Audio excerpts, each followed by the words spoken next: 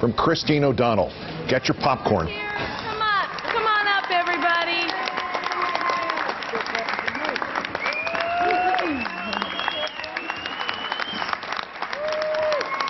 You guys should be proud. I'm going to wait for... David, get up here.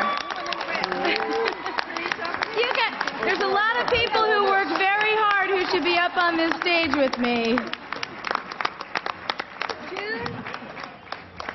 June, Chuck? No? All right. Oh, I cannot thank you enough. We worked hard. We had an incredible victory. Be encouraged. We have won. The Delaware political system will never be the same. Well, you know what I mean by... My joking big brother goes, we won? Did we miss something? You know what I meant.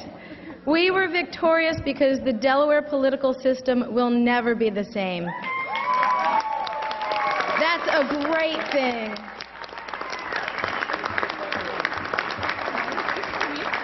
The Republican Party will never be the same. And that's a good thing.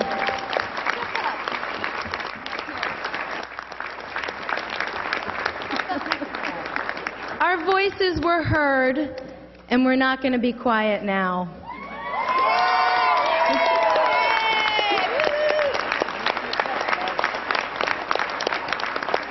This is just the beginning. We've got a lot of work to do. I just got off the phone with my opponent, and I reminded him that he is now in a position to help the people of Delaware who are suffering. I reminded him of Victor Rodriguez and Donald and his family and the many small business owners who are very concerned about these tax hikes. And if he does raise them on the top 2%, they'll be forced to close their doors. I asked him to watch that 30-minute commercial that we did so that he can see what's going on in Delaware the way I have. And I asked him if he would talk to you and if he would take up my promise to, in this lame duck session, fight to stop the death tax from being reinstated this January 1st.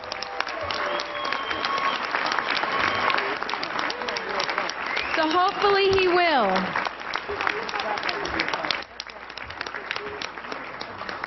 And he's going to be up against his party leadership, but I asked him if he would sit down with some of the families who are very concerned about that and realize the difference he can make. So we can only hope and pray that he chooses to go against his party leadership and do what's right for the people of Delaware. That's right.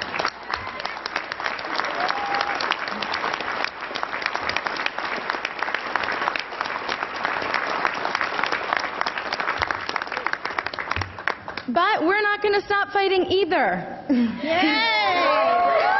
there's a lot of work to be done. A lot of work to be done.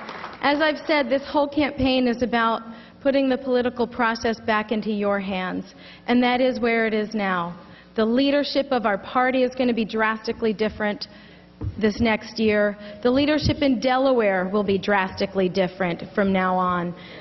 Our elected officials will be held accountable by their constituents, like it or not.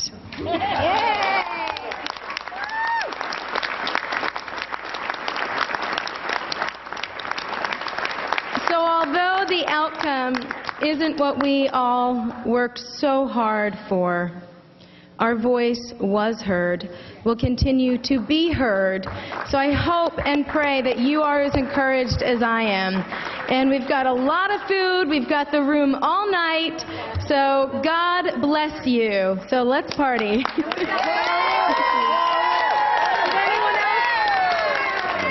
If you joined us during that and are not sure what you heard, that was what is going to pass for a concession speech from Christine O'Donnell, who was roundly defeated by someone who had been the Democratic underdog when the primary process started for the Republicans in Delaware, Chris Coons. As you see, 17%. 17 points is a lot of points, even in a state where 170,000 votes is going to get you elected senator. That's a big margin. And one could say that Ms. O'Donnell, in that set of demands that she just issued after not winning the race, doesn't know the meaning of defeat. And one could probably speculate that she doesn't know the meaning of several other words, but we'll let that pass. She thinks she has incredible leverage over the new senator from the state of Delaware who just beat her by 17 points. But, you know, it is not only did she issue a set of demands, which is amazing, and not really concede, but she declared this is just the beginning. And I don't think she meant for her supporters to all go do something. I think she means for her to go do something. I think this is the start of Christine O'Donnell as political celebrity. I mean, this is a now a well-trod path. This is not the first time she's run for Senate, though. She ran a couple of years ago. She's going to run, you know, again when it comes up, or she's going to move to another state, or back to Pennsylvania. I don't know. She can just go straight to TV. I mean, she really is. I don't mean this sarcastically at all. She's an incredibly polished television personality. That was essentially her job as a national conservative for years before she became a professional candidate. And so, I mean, Sarah Palin, there was a lot of Sarah Palin, I'm quitting being governor so that I can go lead the country. Remember when she quit on July 4th last year? A lot of that in that speech.